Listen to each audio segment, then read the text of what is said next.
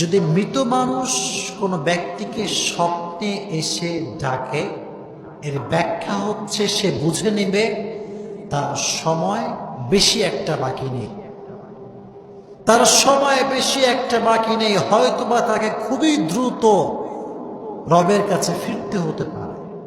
এটা পসিবিলিটি ব্যাখ্যা করা হয়েছে যে সম্ভাবনা রয়েছে সে দ্রুত মারা যাবে।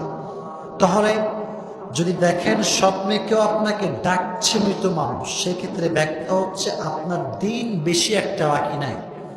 সেক্ষেত্রে করণীয় হচ্ছে বেশি বেশি সাদকা করবেন, বেশি বেশি নেক আমল করবেন। ঠিক আছে ইনশাআল্লাহ?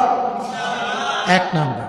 2 নাম্বার, যদি দেখেন যে স্বপ্নে আপনার বাবা মারা গেছে বা মা মারা গেছে, ভাই মারা গেছে, স্বপ্নে আপনার কাছে খাবার চাচ্ছে, সে বলছে আমি ক্ষুধার্ত, আমাকে কিছু খেতে দাও।